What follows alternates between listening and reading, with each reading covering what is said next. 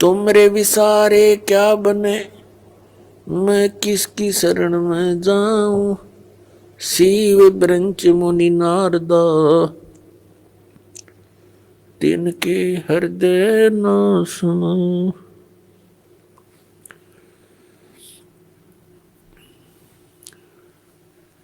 परम पिता परमात्मा पूर्ण ब्रह्म सर्व सृष्टि रचनहार कबीर परमेश्वर जी की असीम कृपा से आप सभी पुण्यात्माएं सत्संग सुनने के लिए उपस्थित हुए।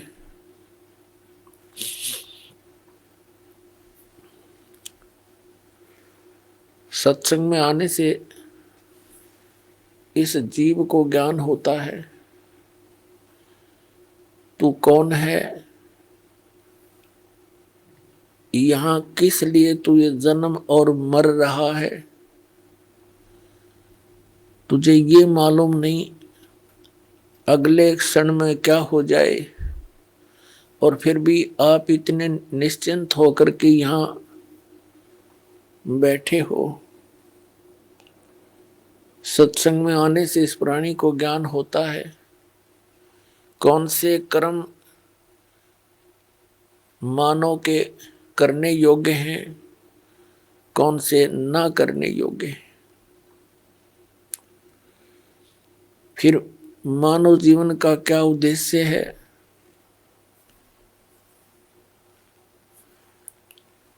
ये ज्ञान होता है कि मनुष्य जीवन किस लिए प्राप्त हुआ है। फिर उद्देश्य से परिचित होकर के ये प्राणी उस परमात्मा के पाने के लिए तड़प उठता है, क्योंकि इसको अभी तक यथार्थ ज्ञान नहीं हुआ था। काल भगवान जिसके लोक में हम रह रहे हैं, ये एक नंबर का विलियन है, ये खलनायक है।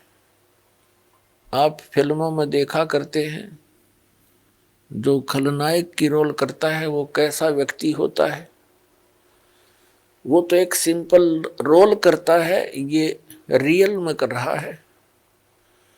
इसने हमारे परम पिता को बुला दिया, इसने परमात्मा का नामो निशान मिटा दिया, अपने आप को ये भगवान अपने आप को ये भगवान सिद्ध करके बैठ गया। और फिर इसके काल के दूतों ने, नकली संतों ने, ज्ञानहीन प्राणियों ने श्री ब्रह्मा, श्री विष्णु, श्री शिव जी को बताया कि यही सब कुछ हैं, यही व्यवस्थक हैं, उत्पत्ति, स्थिति और संहार यही करते हैं।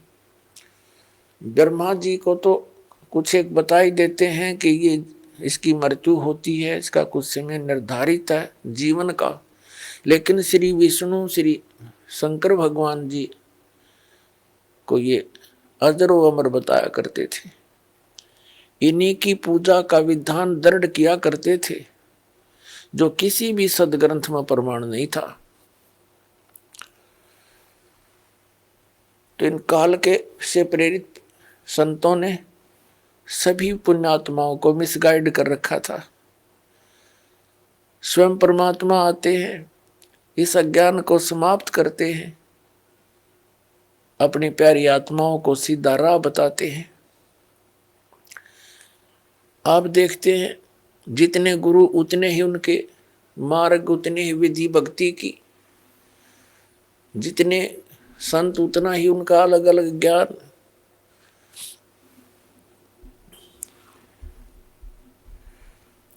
ये सारा कारण क्या है, इस काल भगवान ने सबको भ्रमित कर रखा है। इसने भ्रमित क्यों कर रखा है? परमात्मा ने हमारे ऊपर एक दया करी थी, कबीर भगवान ने, जो हम सबका जनक है। आज पहले भी आपको बताया था सुबह के सत्संग में, जब इस काल भगवान ने इस दुर्गा देवी जी के साथ बद व्यवहार करने की चेष्टा की थी, इस दुर्गा जी ने अपनी इज्जत रक्षा के लिए इसके पेट में शरण ली थी। परमेश्वर ने, कबीर देव जी ने, सत्य पुरुष ने इस ज्योति निरंजन को इसके 21 ब्रह्मांड समेत वहां से निकाल दिया था, साथ में दुर्गा जी को भी।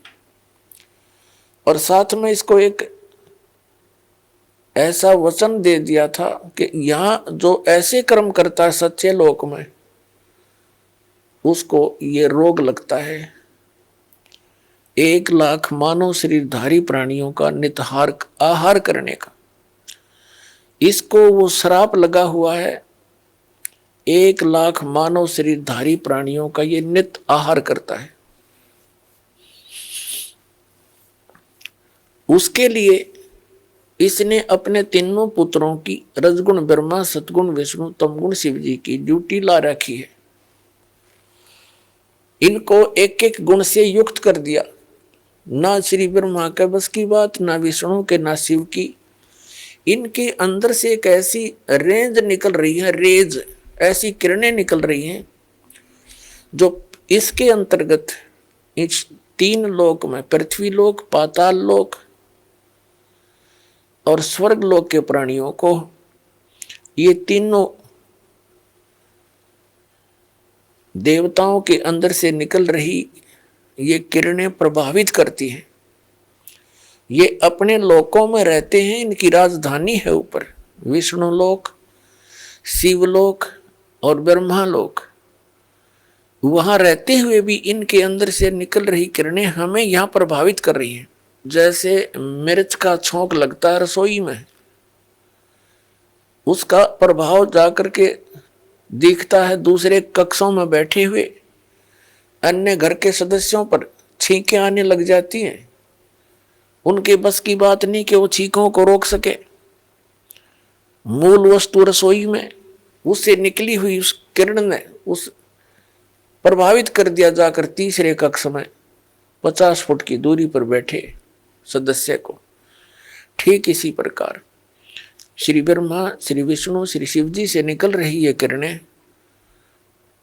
ये तरंगे हमें यहां प्रभावित करती हैं, जिसके कारण रजोगुण की किरण के इन तरंगों के कारण हम प्रभावित होकर के सृष्टि उत्पत्ति संतानोत्पत्ति करते हैं। जिस कारण से ब्रह्मा जी को सृष्टि की उत्पत्ति करता बता दिया। यू खाक उत्पत्ति करता है, उत्पत्ति तो परमात्मा ने करके दे रखी। कबीर साहब ने सारे ब्रह्मांड रच दिए, इसके 3 गुण 5 तत्व दे दिए। ये तो केवल प्रभावित करता, जिस कारण से सभी प्राणी अपनी ये विवश होकर के, विषय वासनाओं के वश होकर के संतानोत्पत्ति करते हैं। और फिर यहाँ के यहाँ की सुविधाओं की इच्छा, राजसी ठाठ सभी चाहते हैं, ये उसी का प्रभाव। और दूसरे सतोगुण के प्रभाव से हम एक दूसरे में मोह ममता बुरी तरह जकड़े हुए हैं। जीव के बस का नहीं ये ममता मोह हटा दे किसी सदस्य से, संपत्ति से या इस संसार से। ये तो परमात्मा कबीर जी की दया होगी, आपको ज्ञान मिलेगा और साथ में वो समाधान मिलेगा जो इसकी किरणों को, इनके प्रभाव को निरस्त करेगा। वो साधना आपको दी जाएगी, तब आप यहाँ से निकल सकते हो। नहीं तो जकड़ रखा प्रत्येक प्राणी को और समझ में नहीं आने देता ये हो क्या रहा है। 1 मिनट में मृत्यु हो जाती है, उससे पहले ठेकेदार बना रखा है, तो ये तेरा बेटा है, ये तेरी बेटी है, ये कार है, ये तेरी कोठी है। और फिर क्या है, छोड़ बुद्धू, तेरा कुछ नहीं था, चल गधा बन। ऐसी दुर्गति हमारी कर रखी है इस काल भगवान ने। और तीसरा जो शंकर भगवान है, उसके अंदर आपको पता ही है, तमोगुण के कारण एक दूसरे के साथ लट्ठम लट्ठा इतना क्रोध पैदा कर देता है, हिंसाएं हो जाती हैं। और ये संहार का भी कार्य करता है। 1,00,000 मानव शरीरधारी प्राणियों को नित मार के अपने पिता काल के पास भेज देता है। जिस कारण से इस अपनी व्यवस्था, इसको भूख लगी हुई, इसको भूख लगती है, 1,00,000 मानव शरीरधारी प्राणियों का निताहार करने का श्राप लगा हुआ है। और जिस कारण से इसने हम सभी को यहाँ मिसगाइड कर रखा है, अपनी खेती बना रखी है, जैसे कसाई बकरे पालता है। परमात्मा परमेश्वर वो हमारे जनक हैं, सबके मालिक हैं, उत्पत्ति करता कबीर भगवान जो काशी में दुल्हा रूप में आए थे, उन्होंने आके अपनी प्यारी आत्मा धर्मदास साहिब जी को मिले। उनसे कहा कि धर्मदास, तुम जिस लोक में रह रहे हो ये कसाई का लोक है, यहाँ कोई रहम नाम की चीज नहीं है। किसी का बेटा मरो, किसी की बेटी मरो, पूरा अक्षेत्र नष्ट हो जाओ, नो प्रॉब्लम, इसमें दया नाम की चीज नहीं है। धर्मदास जी ने कहा कि भगवान यहाँ कैसी सुविधाएं नजर आ रही हैं, सुंदर बाग बगीचे हैं, झरने बह रहे हैं, मीठे जल की दरिया बह रही हैं, नीचे भी अच्छा मीठा जल है पृथ्वी में, और सुंदर बाग हैं, सुंदर मेवा लगी हुई हैं, कैसी अच्छी हवा चलती है, दिन रात बन रहे हैं। तो परमात्मा ने कहा कि ये तो ऐसी व्यवस्था है जैसे कसाई बकरे पालता है, वह अपने उन पाले हुए बकरे और बकरियों के लिए सब सुविधाएं देता है। एक बहुत बड़ी चरागाह भी बनाता है, उनके लिए शेड झोंपड़ी डालता है गर्मी और सर्दी से बचाने के लिए, जल की व्यवस्था करता है, उसके चारे की व्यवस्था करता है, हिंसक पशुओं से बचाने के लिए उनकी चारों तरफ बाड़ करता है, सुरक्षा चक्कर बनाता है। जिस कारण से वो बकरे ये सोचते हैं ये दयालु मालिक है हमारा, हमारी कितनी केयर टेक करता है, कितनी देखभाल रखता है। जिस कारण से जब वो कसाई बकरों के पास आता है तो उससे प्यार करते हैं, ऐसे ऊपर को पैर उठाकर उसे सीने से लगाना चाहते हैं, उसकी उस व्यवस्था को देखकर इसे प्रभावित हो जाते हैं। वो ऐसे हाथ लगाकर देख रहा होता है, वो प्यार करते हैं, जीभ से चाटते हैं उसके हाथों को प्यार जताने के लिए। वो देख रहा होता है ये कितने किलो का हो गया, इसमें कितना मांस बढ़ गया, और वो सोच रहे हैं ये हमें प्यार कर रहा है। पहले उन भोले बकरों और बकरियों को वो दयालु नजर आता था, लेकिन जब ऑर्डर आता है 10-20 बकरों का काटने के लिए, वो ना देखता किसकी बेटी मरेगी, किसकी माँ, किसका भाई और किसकी बहन। एक परिवार के चे सारे आ जाओ, मोटे मोटे छांट के और जाके काट के अपना निर्वाह करता है। परमात्मा ने कहा धर्मदास, तुम इसे कसाई के लोक में रह रहे हो, तुम्हें आंखें नहीं खुलने देता, ये मूर्ख बना रखा तुम्हारे को। पुणात्मा, जिस समय आप परमात्मा की सत्यनारायण कथा से परिचित हो जाओगे, सत्यनारायण कथा का अर्थ हो सच्चे भगवान की जानकारी, उसकी महिमा का गुणगान, अविनाशी भगवान की गुणगान। आज तक हम श्री विष्णु जी को सत्यनारायण कहते थे। सत्यनारायण माने अविनाशी, सच्चा भगवान, सत्य माने जो कभी नाश ना हो जिसका। और विष्णु जी की मृत्यु होती है, शंकर जी की भी मृत्यु होती है, और ब्रह्मा जी की भी मृत्यु होती है। तो ये सत्यनारायण नहीं थे। सत्यनारायण केवल कबीर देव है, कबीर साहब है, जो काशी में धानक रूप में आया था।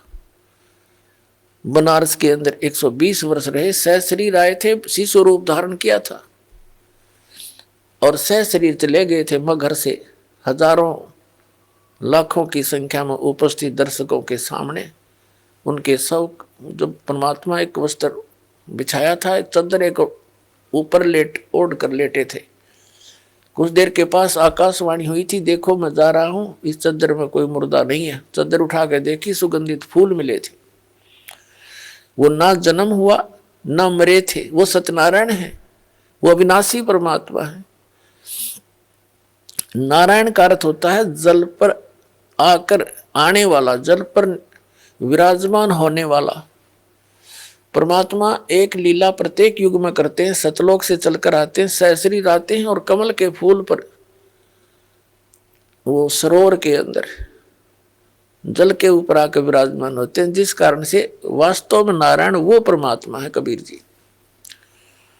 तो जब आपके यह सत्यनारायण कथा समझ में आ जाओगी, क्योंकि ये प्रथम बार सुनता है, कोई दूसरी बार सुनता है,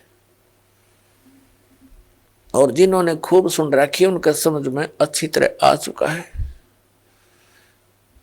तो ये लोक रहन का नहीं है, हमें विकल्प नहीं मिल रहा था। पुण्यात्माओं, इस परम पिता की शरण में आने के बाद, कबीर साहिब की शरण में आने के बाद, आपके जितने परिवार के सदस्य हैं सब सुरक्षित रहेंगे। आपको आवश्यक वस्तुएं उपलब्ध करवाएगा, तभी हम भक्ति कर सकते हैं। जिसके 24 घंटे टेंशन रहेगी कोई किसी ना किसी वस्तु की, तो भक्ति नहीं कर सकता। पहले तो आपको टेंशन फ्री करेगा। जितनी आपकी आस्था इस भगवान में बढ़ती चली जाएगी, जितना विश्वास बनेगा उतना ही आपके निकट आएगा। विश्वास बनने में देरी लगती है, क्योंकि हम अज्ञान से परिपूर्ण होते हैं जब परमात्मा की शरण ग्रहण करने के लिए आते हैं। कुछ तो अज्ञान इन सत्संगों से, पुस्तकों से, टीवी चैनलों से हट जाता है। यहाँ आने के बाद रहा कहा फिर मांझा जाता है प्राणी, और फिर यहाँ आने के बाद आशीर्वाद, प्रणाम, भगवान की मंत्र दिए जाते हैं। धीरे धीरे आत्मा इतनी निर्मल हो जाती है, प्रत्येक बात पर जो दास बोलेगा उस पर विश्वास होने लग जाएगा। अभी तक तो कुछ पर विश्वास होता है, कुछ पर अविश्वास होता है। तो इसी प्रकार परमात्मा पर हम पूर्ण विश्वास ना कर पाते, तब तक देरी रहेगी आपके सब कार्य से दौड़ने में। और जब आपको पूर्ण विश्वास हो जाएगा, फिर तो कहना ही क्या है।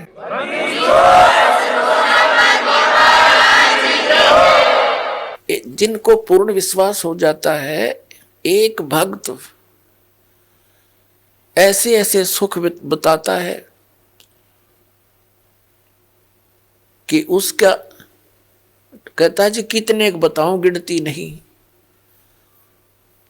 तो पुण्यात्माओं, भगवान है ये हमारा सच्चा पिता है, और अपने पिता को ही अपने संतान के दुख की चिंता होती है, और ये समर्थ है, हमारे सब काम करने में सक्षम है, सब दुखों का दूर करने में सक्षम है। ये समर्थ परमात्मा है। इस पर विश्वास करके देखो पूर्ण हृदय से, फिर देखना सारे काम ठीक होंगे।